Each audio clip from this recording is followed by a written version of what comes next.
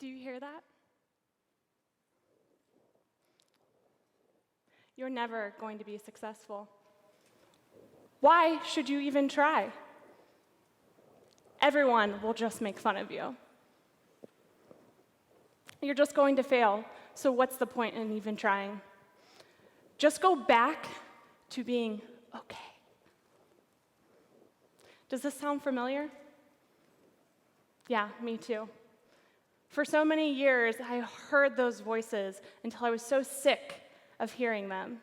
And I'll tell you a little bit more about that in just a little bit. The thing is, we think we're just going to magically wake up one day and be okay and decide that we'll be able to do it and we won't be scared. In fact, we make about 35,000 decisions a day. Did you know that? It's a lot. It's over 12 million decisions a year, and for 28 years of my life, I've made thousands of decisions scared. Over 357 million, to be exact. And I'm going to share with you a few of them here today with you, if that's okay. So, I watched the movie Bring It On, and I always wanted to be a cheerleader.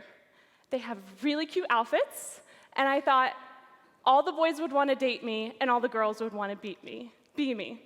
And so when cheerleading tryouts came in middle school, I had no previous experience, but I thought, I'm going to give it a go. I'm going to do it scared. And for a week long of cheerleading tryouts, that's what I did. I did it scared. I smiled every single day. I even told people that I was already on the cheerleading team before they even announced. And so when Friday night came and they announced the cheerleading team, my name wasn't on the list. And I thought that there was a typo. And so I actually had my mom call the cheerleading coach just to make sure.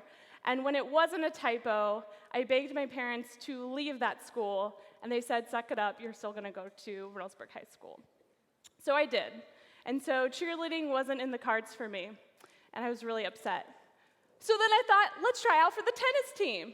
They equally have really cute outfits, and I could get a really good tan. So I did it scared. Again, no previous experience, but I thought, how hard could it really be? And so for a week long of tennis tryouts, I did it again, every single day, smiling every single time a tennis ball flew past me, and I missed. And when they announced the tennis team, they took each person into the tennis shed one by one. And when it was my turn, the conversation went, it's not you, it's us. We would love for you to be the manager of the team. And so I declined. And by that point, I knew that the tennis team and sports were not in the cards for me. So I thought, what's the next best thing to get involved in? And I thought, I'll start a nonprofit organization. That seems like the next step. And so with no money, no experience of fundraising, that's what I did. And it sounds really fancy, but really it was just because my grandmother passed away from cancer, and I thought, you know what, I'm so sick of being angry at cancer, and I want to do something about it. And so it just started off as a teeny tiny fashion show fundraiser with my friends and a few donors, and every single moment I did it scared. And I chose pediatric cancer because it is the least funded type of cancer and the #1 leading cause of death by disease for kids. And I thought I couldn't know those statistics and not do anything about it. And so we did it scared, every single step. And then I met Eden Adams, which would have been a senior at New Albany High School. And then I met Hannah Lewis, that is a senior at New Albany High School this year, and they completely changed my life.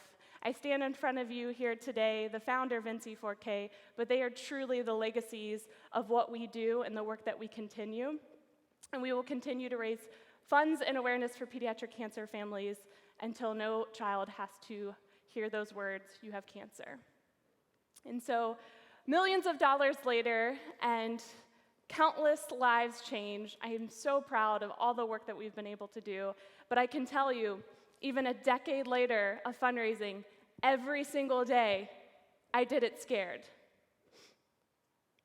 And so when the opportunity came in high school to speak in front of over 10,000 people at the Schottenstein Center, I thought that's pretty easy. I did a nonprofit, I can speak at the high school graduation, but I did it scared. I was so nervous to speak at graduation, but the minute I walked off stage, I felt so excited and so glad that I did it.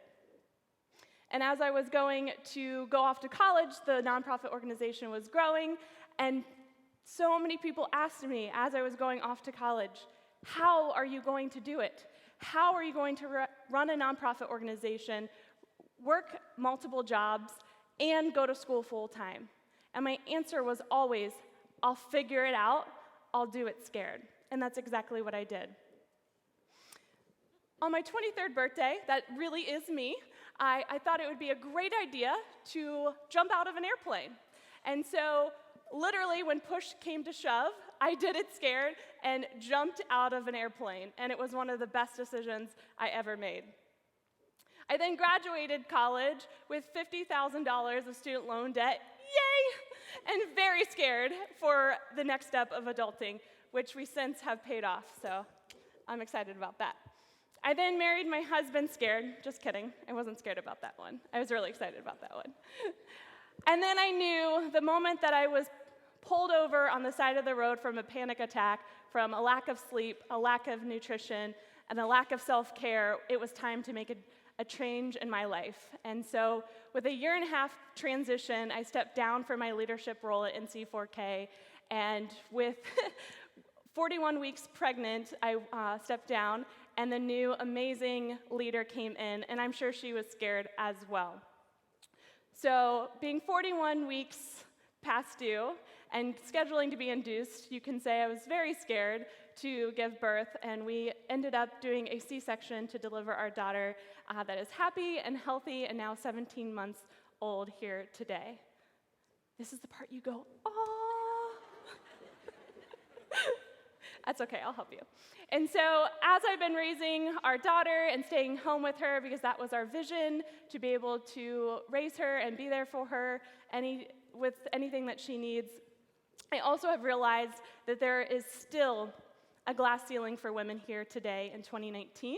And so I have made it my mission not only to raise a strong, independent woman named Emma, but also to help every female that I possibly can, and that is when my coaching practice took off, to be able to support every woman that has a vision and wants to make an impact in our world. And so I feel very blessed to be able to call many women clients, but more than that, they are friends. And I'm so excited to be able to do that. I noticed when I was home with my daughter that there is a lack of community for me. I missed the community of being outside of the home. And so my business partner and I opened up the Nest Co-working in Westerville to be able to create a space for women, men, entrepreneurs, college students to be able to have a space that they can work and not have to go to Starbucks all the time and have an official space to work out of. I then sold all of my clothes this past fall to be able to put the down payment for a speaking event that's coming up in just a few weeks. And it was really important to me to create literally a platform and a stage for everyday women to be able to share their stories. And so I remember writing that check and submitting it and being very scared, and it has paid off in so many ways to be able to create a space for women to let them know that they matter and that they can share their stories as well. And coming up this fall, I'll be hanging out with 800 women here in Columbus, Ohio, to be able to support them with their growth and their support to be able to then pour back into our community. And that one was a really scary one to plan as well. And last but not least is my daughter, Emma.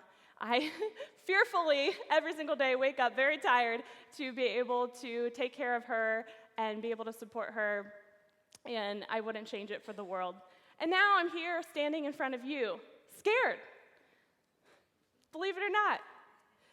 And there's so many more. You see, the very moments that have changed my whole life are the ones that I have done scared.